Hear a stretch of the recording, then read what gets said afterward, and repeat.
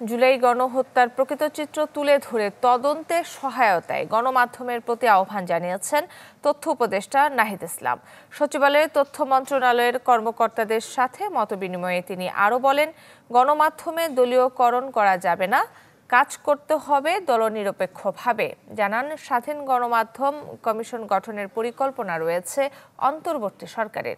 তথ্য উপদেষ্টা জানান, গণমাধ্যম কর্মী আইন সহ সংশ্লিষ্ট আইনে সমস্যা থাকলে সেটি সংস্কারের পাশাপাশি সেন্সর বোর্ড পুনর্গঠন করা হবে।